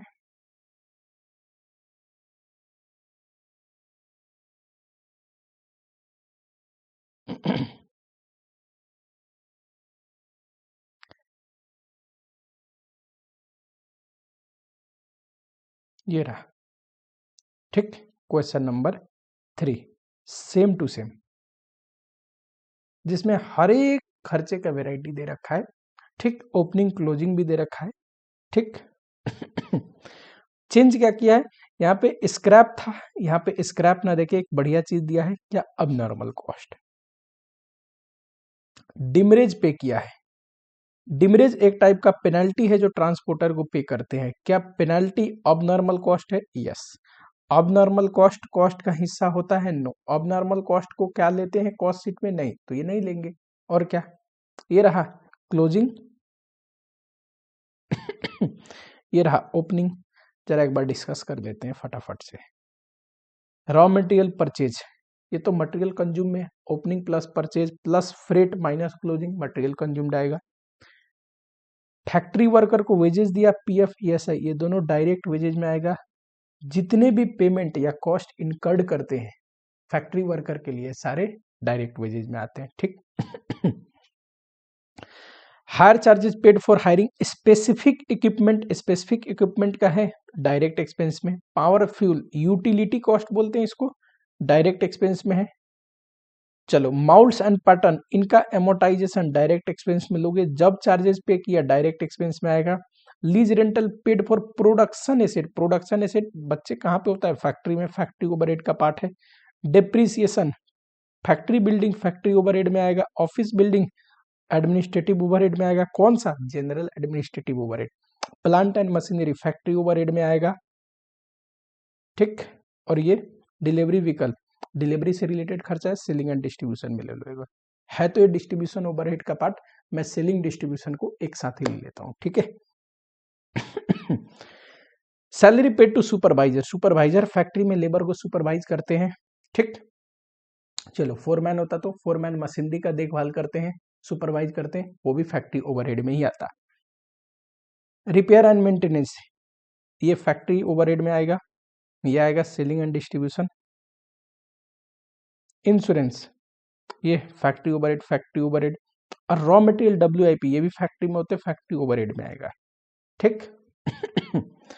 नेक्स्ट, क्वालिटी कंट्रोल पे कोई खर्चा है, कॉस्ट ऑफ प्रोडक्शन निकालते टाइम क्वालिटी कंट्रोल कॉस्ट लेते हैं, तो ये दोनों क्वालिटी कंट्रोल से रिलेटेड खर्चे हैं। R&D भी कॉस्ट ऑफ प्रोडक्शन निकालते टाइम लेते हैं, ठीक। चलो, expense paid for administration of factory work, पता है एक administrative overhead related to production होता है, ये वो है। फंक्शनल मैनेजर को दिया, प्रोडक्शन मैनेजर का जो कॉस्ट है प्रोडक्शन कंट्रोल के लिए, वो तो administrative overhead related to production हो जाएगा। ये जनरल एडमिनिस्ट्रेटिव ओवरहेड, ये सेलिंग एंड मार्केटिंग, सेल्स से रिलेटेड खर्चा है, सेलिंग एंड डिस्ट्रीब्यूशन में ले लो, ठीक। जनरल मैनेजर एडमिनिस्ट्रेटिव ओवरहेड, कौन सा जनरल एडमिनिस्ट्रेटिव ओवरहेड का पार्ट है। Primary packing cost of production में आता है, सेकेंडरी पैकिंग डिस्ट्रीब्यूशन का खर्चा है तो सेलिंग एंड डिस्ट्रीब्यूशन ओवरहेड में आएगा। ऑडिटर को दिया एडमिनिस्ट्रेटिव ओवरहेड, कौन सा जनरल एडमिनिस्ट्रेटिव ओवरहेड, सिमिलरली ये भी जनरल एडमिनिस्ट्रेटिव ओवरहेड। चलो, हाँ जी, ये क्वेश्चन निहायती आसान क्वेश्चन है और इसमें एक बढ़िया पॉइंट भी है जो मुझे आप लोग को बताना है। मैं होप करता हूं कि शायद आप लोग के दिमाग में क्लिक किया होगा कि नहीं। Number of unit to be purchase during the year, that is annual consumption, पूरे साल का 10,000। Cost of placing and purchase order, ordering cost है 40, परचेज प्राइस 80। जब हम परचेज करते हैं तो हमें ट्रांजिट में इंश्योरेंस लगता है 20, ट्रांजिट इंश्योरेंस 20। कैश डिस्काउंट कोई लेना देना नहीं है मटेरियल कॉस्ट निकालने के लिए, ये हमारे लिए इनकम तो है, फाइनेंशियल अकाउंट में आता है, PL में क्रेडिट होता है। स्टोरेज कॉस्ट दे रखा है 5, डिलीवरी टाइम दिया है, एवरेज मिनिमम मैक्सिमम इमरजेंसी के लिए, कंजम्पशन दिया है, मैक्सिमम दिया है, एवरेज दिया है, मिनिमम निकल जाएगा कैसे, average is equal to minimum plus maximum divide by 2, इसको अगर करोगे तो मिनिमम आएगा 20। Reorder level, maximum consumption into maximum lead time 30 into 40, ठीक। Minimum level, reorder level minus average consumption into average lead time, ये भी निकल जाएगा, सब चीज दे रखा है। Danger level, average consumption 30 into emergency lead time 8। ये देखो जरा, मैक्सिमम लेवल का फॉर्मूला होता है reorder level plus reorder quantity minus minimum consumption into minimum lead time, correct. बोलो, रीऑर्डर लेवल 1200, रीऑर्डर क्वांटिटी देखते हैं अभी, minimum consumption into minimum lead time, ये रहा minimum lead time 10, minimum consumption है 20। रीऑर्डर क्वांटिटी निकलता है, सिर्फ कुछ ना बोले तो रीऑर्डर क्वांटिटी हम मानते हैं EOQ के बराबर 2AO डिवाइड बाई C। बोलोगे कि सर कौन सा ऐसा पॉइंट है जो बोल रहे थे बताऊंगा, अभी तक तो बताए नहीं, बताता हूं ऑर्डरिंग कॉस्ट 40 है, बताता हूं, सब्र रखो, करवा दो पहले।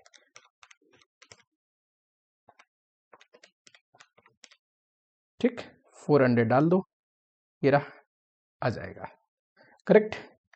बताओ, क्या ये इंश्योरेंस का खर्चा है, जो ट्रांजिट इंश्योरेंस, ये ऑर्डरिंग कॉस्ट का पार्ट होना चाहिए, ऑर्डरिंग कॉस्ट में जुड़ना चाहिए। मटेरियल कॉस्ट का तो पार्ट है, मटेरियल कॉस्ट निकालेंगे अगर हम किसके लिए, स्टोर लेजर में एंट्री करने के लिए स्टोर लेजर में एंट्री करने के लिए, तो उसका पार्ट तो है, बिल्कुल। हम देखते हैं directly attributable cost material cost का पार्ट है। EOQ निकालने के लिए क्या ये ऑर्डरिंग कॉस्ट का पार्ट होगा, तो जरा समझते हैं, ध्यान से सुनना। ऑर्डरिंग कॉस्ट में क्या आता है, ऑर्डर करने से रिलेटेड खर्चा, जैसे कि टेलीफोन किया, ऑर्डर प्लेस किया ठीक, साथ ही में फ्रेट, साथ ही में हैंडलिंग, ये सारे खर्चे आते होंगे ऑर्डरिंग कॉस्ट में। साथ ही में हो सकता है ऑर्डर का इंस्पेक्शन, ये सब ऑर्डरिंग कॉस्ट में आता है। क्या ऑर्डर करने से रिलेटेड ये जरूरी खर्चा है ट्रांजिट का इंश्योरेंस? नहीं, इंश्योरेंस आप अपनी प्रोटेक्शन के लिए ले रहे हो, डायरेक्ट ऑर्डरिंग कॉस्ट को इम्पैक्ट नहीं करेगा। देखो, इंश्योरेंस अगर एक यूनिट पे 1 रुपया है, पूरे साल में 10,000 लेने वाला हूँ, यूनिट खरीदने वाला हूँ, तो 10,000 रुपया इंश्योरेंस कॉस्ट आएगा ट्रांजिट इंश्योरेंस। अब चाहे मैं 2-2 हजार करके खरीदूं पूरे साल में, है ना, 5 बार, या 10,000 एक ही बार खर्चूं, इंश्योरेंस कॉस्ट तो उतना ही इनकर्ड होगा, तो ये डिसीजन मेकिंग को इम्पैक्ट नहीं पड़ेगा। ठीक है, ऑर्डरिंग कॉस्ट में वही खर्चे लोगे जो नंबर ऑफ ऑर्डर की वजह से इन्फ्लुएंस हो रहे हैं, जिसमें इंश्योरेंस कॉस्ट नहीं आता। इंश्योरेंस कॉस्ट टोटल प्रोडक्ट का उतना ही लगेगा, चाहे आप एक बार में लीजिए या बार बार लीजिए। ठीक ध्यान रहेगा क्या? तो इसलिए ये डिबेट दिमाग में नहीं आनी चाहिए कि क्या सर जो इंश्योरेंस का खर्चा है वो ऑर्डरिंग कॉस्ट में जोड़ेंगे, नहीं जोड़ेंगे। ऑर्डरिंग कॉस्ट में सिर्फ वही ऑर्डर प्लेस करने से रिलेटेड खर्चे जोड़ते हैं जो नंबर ऑफ ऑर्डर से इन्फ्लुएंस होते हैं। ठीक, चलो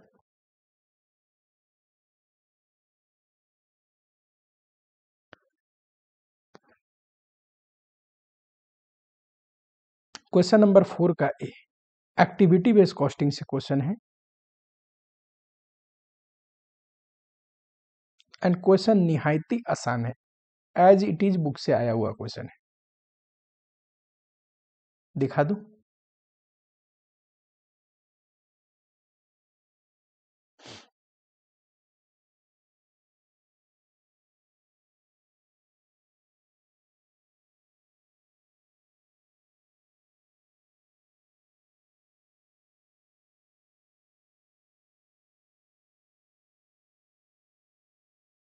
ये देखो बिल्कुल बिल्कुल बिल्कुल इस क्वेश्चन का 100% रेप्लिका क्वेश्चन है, बस अमाउंट और फिगर वगैरह चेंज है। ठीक, ये क्वेश्चन कहाँ पे है? आपके टेस्ट और नॉलेज में ही दे रखा है, यानी कि आईसीआई की बुक में ही ये क्वेश्चन है। आओ जरा, 3 प्रोडक्ट है, इतना यूनिट प्रोड्यूस करते हैं, labour cost per unit, labour our दिया है पर यूनिट, ठीक, और ये है मटेरियल कॉस्ट पर यूनिट, ये आवर है, कॉस्ट नहीं है, कॉस्ट हमें निकालना पड़ेगा। मशीन आवर दे रखा है पर यूनिट, ठीक है, टोटल यूनिट से इनटू करेंगे, टोटल मशीन आवर आ जाएगा। ठीक, पता है आपको ओवरहेड का खर्चा है जो कि ट्रेडिशनल कॉस्टिंग में चार्ज होता है 30 पर मशीन आवर। अब बताओ, नॉर्मली जब हम ट्रेडिशनल कॉस्टिंग करेंगे, ट्रेडिशनल कॉस्टिंग, तो उसमें ओवरहेड एक डिपार्टमेंट का हम निकालते हैं, कॉस्ट सेंटर का, और प्रोडक्ट पे चार्ज करते हैं on the basis of direct labour our, labour our निकाल के या पर मशीन आवर निकाल के। ठीक, यहाँ 3 प्रोडक्ट है, एक हैंड टावल, एक किचन टावल, एक जिम टावल। ठीक, डायरेक्ट मटेरियल का खर्चा दे रखा है 450, 400, 600। डायरेक्ट लेबर का निकल जाएगा, कैसे? लेबर कॉस्ट 100 पर आवर है, बताओ एक यूनिट बनाने में 4 लगता है तो 400 लगेगा, इधर 12 आवर लगते हैं इंटू 100, 1200 लगेगा, 8 आवर्स लगते हैं तो इंटू 800 लगेगा, करेक्ट। ओवरहेड 30 पर मशीन आवर है, एक यूनिट बनाने के लिए 10 मशीन आवर लगता है 300, ये 18 इंटू 30 540 और वो 14 इंटू 30 420, ये तो पर यूनिट ऐसे ही निकल गया ट्रेडिशनल का। चलो, एक्टिविटी बेस्ड कॉस्टिंग के लिए यहाँ देखो, एक्टिविटी टोटल ओवरहेड जो है, टोटल ओवरहेड ये किन एक्टिविटी में बांटना है? सेटअप के लिए 20%, इंस्पेक्शन के लिए 35%, प्रोक्यूरमेंट से रिलेटेड 10% और डिलीवरी से related 10%, correct. Finally machine operation cost contribute 20% of the total overhead, and operation cost कितना है? 20%। एक बार जोड़ना जरा, 20 प्लस 35 प्लस 10 प्लस 10 प्लस 25, 100% आ गया। यानी कि खर्चे क्या क्या है? Setup, procurement, delivery, inspection, machine operation. इनको बांटने के लिए दिया है, स्टोर डिलीवरी के लिए ये दे रखा है, नंबर ऑफ इंस्पेक्शन पर बैच, नंबर ऑफ बैच से इंटू कर देंगे, टोटल इंस्पेक्शन आ जाएगा, इंस्पेक्शन कॉस्ट बढ़ जाएगा।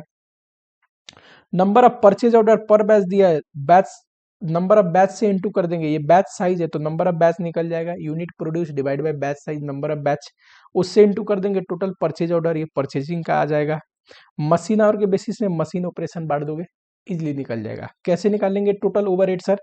टोटल ओवरहेड निकालेंगे, टोटल आवर आ जाएगा, यहाँ देखो 10 into 9000, 18 into 15000, 14 into 60,000 into overhead आ गया, ये रहा रेट 30 का, इंटू कर दोगे तो आ जाएगा टोटल ओवरहेड। परसेंटेज दे रखा है, खर्चे में बांट दोगे तो ओवरहेड आ गया, हर एक एक्टिविटी का कॉस्ट आई रेट निकालोगे, चार्ज कर दोगे। ठीक, एज इट इज क्वेश्चन है regular batch, fast track batch सब जगह करा रखा है। ठीक, तो ये मैं स्किप करता हूँ, बहुत आसान क्वेश्चन था। नेक्स्ट क्वेश्चन अगर हम आए तो, हाँ जी, ये क्वेश्चन है, ये क्या दे रखा है? सेलिंग प्राइस दे रखा है, sales made on credit on last day, महीने के लास्ट में हम इनवॉइस भेजते हैं, यानी कि आगे कलेक्शन होता होगा। ठीक खर्चे में material 1000 per unit, labour 800, variable overhead, ये फोरकास्टेड यूनिट हर एक मंथ में कितना हम सेल करेंगे दे रखा है। मजे की बात, कलेक्शन कितना, अरे ये तो कैश बजट का क्वेश्चन है, कैश बजट का क्वेश्चन है। कैश बजट तो फाइनेंशियल मैनेजमेंट में पूछना चाहिए, क्योंकि वर्किंग कैपिटल मैनेजमेंट में हम पढ़ते हैं कैश बजट, पर यहाँ पे पूछा हुआ है। बताओ, ये question as it is book का क्वेश्चन है। आप बोलोगे सर आप ऐसे कैसे लिख रहे हो कि एज इट इज बुक का क्वेश्चन है अब देख लेना कैश बजट खोल के, चलो मैं एक बार दिखा दूं अगर आपकी इच्छा हो तो।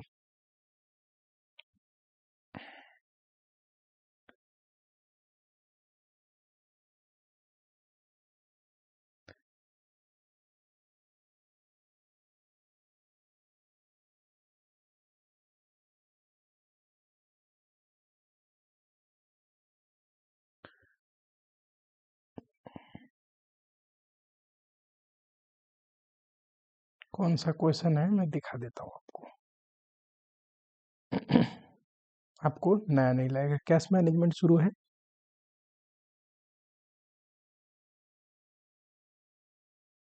हाँ जी, ये रहा।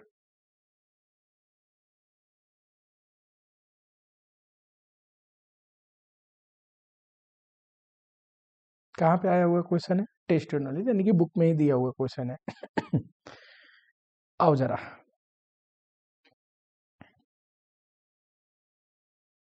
क्या कहता है, ये रहा हर एक महीने का सेल। ठीक है, 50% नेक्स्ट मंथ में, जब भी हम सेल करते हैं उसका 50% नेक्स्ट मंथ में कलेक्ट हो जाता है और बैलेंस सब्सिक्वेंट मंथ में, यानी कि जनवरी में कोई चीज बिका होगा तो आधा फरवरी में कलेक्ट होता है, आधा मार्च में कलेक्ट होता है, यही बोल रहा है। हमारा जो ये क्वेश्चन है इसमें क्या है, 1 मंथ में, नेक्स्ट मंथ में 40, उसके एक महीने बाद 60%, या 50-50 है, और आसान हो गया। दूसरा,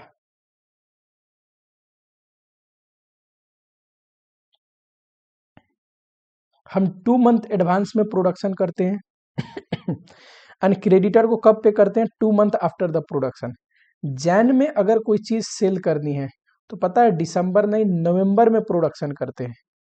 ठीक, 2 महीने पीछे, ये 1 महीना पीछे है, 2 महीना पीछे, यहाँ प्रोडक्शन करते हैं। तो रॉ मटेरियल खरीदते उसकी पेमेंट पता है कब करते हैं?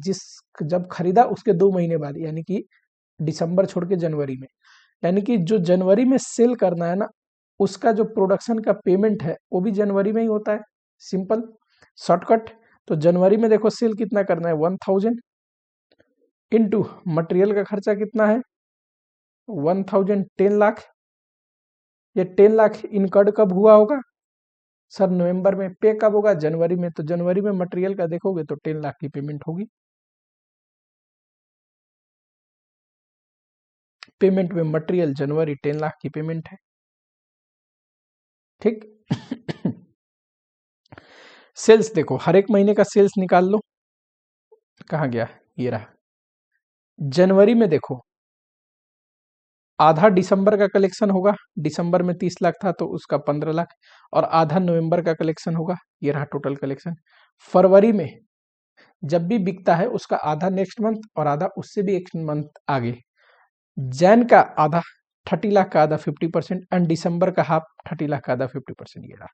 मार्च में बताइए मार्च में कितना कलेक्शन होगा, तो सर फैब का हाफ, इसका हाफ ये रहा, एंड जैन का हाफ, तो 30 लाख का हाफ ये रहा, 15 लाख ये रहा। समझ में आया क्या? तो ऐसे ही है। नेक्स्ट देखना, ओवरहेड कैसा है, तो overhead income are paid in a month following the production. यानी कि जैन में अगर कोई चीज बेचना है तो हम पता है प्रोडक्शन कब कर रहे हैं, नवंबर में, तो ओवरहेड का खर्चा पे कब हो रहा है दिसंबर में। यानी कि सर जो नवंबर में प्रोडक्शन हो रहा है ना, वो जैन के लिए हो रहा है और पेमेंट कब हो रही है, दिसंबर में। याद रहेगा क्या, एक महीने बाद। दूसरा चीज, ओवरहेड का खर्चा इंक्रीज हो जाएगा अप्रैल से, तो सबसे पहले हम ओवरहेड इनकर्ड निकाल लेते हैं, फिर पेमेंट निकालते हैं। आ जाओ जरा ओवरहेड का खर्चा देखो। जो जैन में सेल करना है उसका प्रोडक्शन कब होगा, बताओ, नवंबर में। फैब में सेल करना है उसका प्रोडक्शन कब होगा, दिसंबर में, 2 महीने पीछे। ये देखो, समझ में आया यहाँ 400 के रेट से पेमेंट हो रही है मार्च तक। अप्रैल में खर्चा बढ़ जाएगा कितने परसेंट से, तो अप्रैल में सर इंक्रीज हो जाएगा 25% से। 400 में 25% जरा इंक्रीज कर दीजिए, 400 में 25% बढ़ा दो, 500 से, ये रहा। तो ये तो खर्चे हैं। पेमेंट कब हो रहा है, एक महीने बाद यानी कि दिसंबर वाला जैन में, जैन वाला फैब में, फैब वाला मार्च में, ऐसे। चलो नेक्स्ट, वेजेस के लिए क्या है, 75% पे होता है in the month of production. जिस महीने प्रोडक्शन हो रहा है उसी में 75%, 25% फॉलोइंग मंथ, ठीक है। और वेजेज इंक्रीज कर देना है 25% कब से, 1 मार्च से, यानी कि मार्च मंथ में वेजेज इंक्रीज होगा। सबसे पहले हम वेजेज का कॉस्ट इनकर्ड निकालते हैं, फिर पेमेंट निकालते हैं। देखोगे, ये रहा वेजेज, ये रहे यूनिट प्रोडक्शन हर एक महीने में कितना होगा। पता है जैन में कौन सा प्रोडक्शन हो रहा है, जो मार्च में सेल करना है, देखो ध्यान से, मार्च में 1500, इसका प्रोडक्शन कब करेंगे, 1 महीना पीछे, 2 महीना पीछे, ठीक, दिसंबर सॉरी मार्च, फरवरी और जैन, तो ये रहा। अब देखो खर्चे लिख लो इनटू करके, मार्च से बढ़ाना है बढ़ा लिया। ये तो सर खर्चे इनकर्ड है। पेमेंट कैसे है, जिस मंथ का है उस महीने का आधा, कितना था, जिस मंथ का है उस महीने 75, कोई नहीं। अब जैन का देखो तो इसका 75 ये रहा, पिछले महीने का इस बार पे होगा 25, इसका 25 ये रहा, ये आ गया। फैब में बताओ, इसका 75 ये रहा, एंड 12 लाख का 25, 3 लाख ये रहा, ऐसे आता है, ठीक। मुझे नहीं लगता ये मुश्किल है, आपने कहीं से भी क्लासेस लिए होंगे, ये बेहद आसान तरीके से होता है, ठीक है। एफएम का क्वेश्चन है पता नहीं यहाँ क्यों पूछा है कैश बजट, समझ में नहीं आया मेरे तो। ये very easy question, process costing का है। 2 प्रोसेस से होके गुड्स गुजर रहा है, प्रोसेस 1 एंड प्रोसेस 2। दिखा दो, ये क्वेश्चन भी बुक में है। तो हर एक क्वेश्चन नया नहीं पूछा है, बहुत सारा क्वेश्चन तो एज इट इज बुक से ही पूछा था।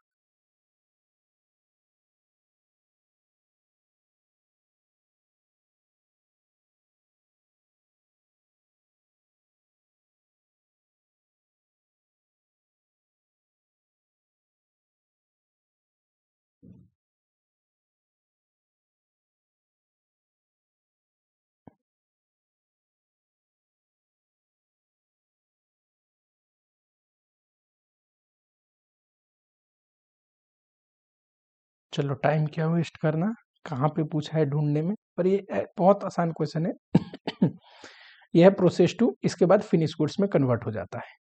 प्रोसेस 1 का दिया है इतना मटेरियल इंट्रोड्यूस है, करेक्ट, कंप्लीट हुआ है 90,000, ये रहा मटेरियल लेबर ओवरहेड का खर्चा, कोई बात नहीं। अब बताओ 30,000 जो बच गया उसमें क्या है, कुछ लॉस हो सकते हैं, क्लोजिंग स्टॉक हो सकता है, क्या लिखा है, degree of item those who are not completed और ट्रांसफर, जो कंप्लीट होकर ट्रांसफर नहीं हुए 30,000 उनका परसेंटेज कंप्लीशन, यानी कि ये क्लोजिंग स्टॉक है। मटेरियल के लिए 100% है एंड लेबर ओवरहेड के लिए 50% है। जब आप इक्विवेलेंट प्रोडक्शन निकालोगे तो कंप्लीटेड यूनिट क्या लिखोगे, मटेरियल के लिए पूरा 90, लेबर ओवरहेड के लिए 90, क्लोजिंग स्टॉक मटेरियल के लिए 100% है तो 30,000, ये 15,000 आएगा, 50% है तो 1,20,000 ये रहा। फिर कॉस्ट पर यूनिट निकालोगे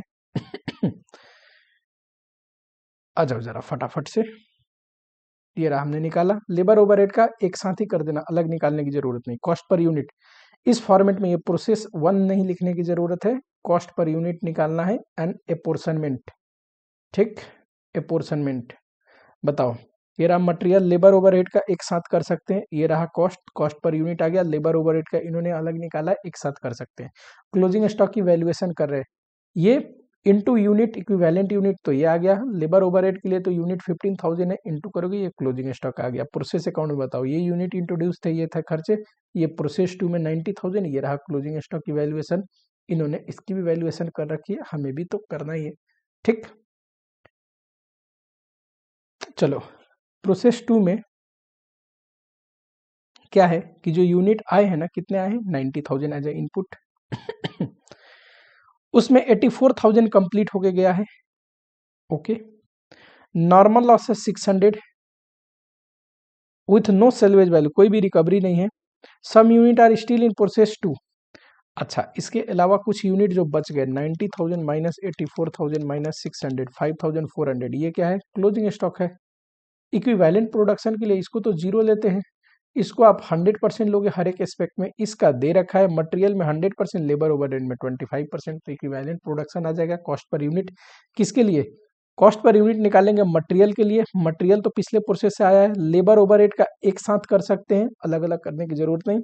पैकिंग मटेरियल किस पे सिर्फ लगता है, सर कंप्लीटेड यूनिट पे, तो ये कॉस्ट पर यूनिट में निकालना, सीधा कंप्लीटेड यूनिट के कॉस्ट में जोड़ा जाएगा, ठीक। ये सिर्फ कब लगता है, कंप्लीट यूनिट हो जाए तब। ये रहा, ठीक, देखो ये रहा, ये रहा, और कंप्लीटेड यूनिट पे पैकिंग मटेरियल आपको डालना है ये प्रोसेस 2 लिखने की जरूरत नहीं, ये क्या है, कॉस्ट पर यूनिट का कैलकुलेशन एंड एपोर्शनमेंट, कॉस्ट एपोर्शनमेंट। क्या लिखता है और क्या फॉर्मेट फॉलो करता है इंस्टीट्यूट, मुझे खुद समझ में नहीं आता। प्रोसेस 2 का अकाउंट ये रहा। अच्छा, ये वर्किंग नोट लिख सकते हैं प्रोसेस 2 का, देखो यहाँ पे वर्ड अकाउंट यूज नहीं किया है। चलो नेक्स्ट, आगे जो है ये थ्योरी क्वेश्चन है, इसमें सबसे इंपॉर्टेंट थ्योरी क्वेश्चन मुझे ये दिख रहा है, ये मेरे पढ़ाने लायक है, और सारा तो आप लोग खुद ही पढ़ोगे। क्या पूछ रहा है, मेथड ऑफ कॉस्टिंग बताइए in flowing cases, cost of each job is a certain, ये तो जॉब कॉस्टिंग है। Cost of completing each stage of work, इसको बोलते हैं प्रोसेस कॉस्टिंग। जब प्रोसेस अलग अलग प्रोसेस से होके गुजरता है, हर एक प्रोसेस का अलग कंप्लीशन स्टेज होता है ठीक, तो इसको बोलते हैं प्रोसेस कॉस्टिंग, ठीक। Each group is treated as a single cost unit, एक ग्रुप का कॉस्ट निकाल रहे हैं, ग्रुप को बैच बोल सकते हैं, तो बैच कॉस्टिंग की बात कर रहा है, ठीक। और cost per unit batch costing में कैसे निकलता है, एक बैच का कॉस्ट ले लेते हैं, बैच में कितना यूनिट प्रोड्यूस हुआ है उससे डिवाइड करके, वही वाली लाइन लिखा है। कॉम्बिनेशन ऑफ 2 और मोर method of costing, multiple costing बोलते हैं, या फिर कंपोजिट या कंबाइंड कॉस्टिंग बोलते हैं, ठीक। जैसे कि एरोप्लेन का प्रोडक्शन करना हो, बनाना हो, तो अलग अलग मेथड ऑफ कॉस्टिंग यूज होता होगा, एक मेथड ऑफ कॉस्टिंग से काम नहीं चलेगी, हो सकता है उसका कंपोनेंट में बैच कॉस्टिंग यूज हो रहा है, कोई प्रोडक्ट बनाने में यूनिट कॉस्टिंग यूज हो रहा है, कहने का मतलब ये है, ठीक। चलो मिलता हूं आप लोगों से नेक्स्ट वीडियो में, टिल जरा लाइक बटन दबाइए, एमटीपी देखेंगे अगले लेक्चर में, किसका, फाइनेंशियल मैनेजमेंट का, फिर एमटीपी 2 पे भी आएंगे, तब तक जुड़े रहो, सब्सक्राइब कर लो कि जब भी वीडियो डले आप लोग को दिखता रहे, एंड जम के प्रैक्टिस करो, अब ज़्यादा समय बचा नहीं है, कोई मेरे लिए कुछ हेल्प तो जरूर कमेंट बॉक्स में बोलो, I will try my level best to help you, ठीक। जैसे कि मैं हमेशा कोशिश करता हूँ, जितना बन पाता है उतना मैं करने की, मेरी भी एक पर्सनल लिमिटेशन है, एक सर्टेन तक ही मैं टाइम दे पाऊंगा, ठीक बट हाँ, अगर कोई डाउट हो तो ये रहा मेरा पर्सनल टेलीग्राम नंबर, अब मैसेज कर दो, एज सुन एज पॉसिबल मैं रिवर्ट करता हूँ, ठीक है। हो सकता है थोड़ा डिले हो जाए कि आप सुबह में मैसेज किए शाम तक रिप्लाई आएगा जरूर। क्वेश्चन जो भी आपकी क्वेरी होगी मैं सोल्व जरूर करूंगा, ठीक। कोशिश करें कोई क्वेश्चन भेजो तो उसमें क्या स्पेसिफिक समझ में ना आ रहा है वो कोट कर दो। पूरी क्वेश्चन का सॉल्यूशन बार बार करने में आपका भी टाइम जाएगा, मेरा भी टाइम जाएगा। प्रॉब्लम ये है कि उस क्वेश्चन का सॉल्यूशन उसके नीचे ही दिया है, यानी कि सॉल्यूशन आपको नहीं चाहिए, आंसर नहीं चाहिए, वो तो दे रखा है ना बुक में। आपको चाहिए क्या समझ में नहीं आ रहा, कौन सी कंसेप्ट में दिक्कत हो रही है। इसलिए मैं हमेशा बोलता हूँ जब भी आप कोई क्वेश्चन भेजो, आंसर भी मुझे खींच के नोट करके भेजो कि सर ये पॉइंट समझ में नहीं आया, ठीक है। चलो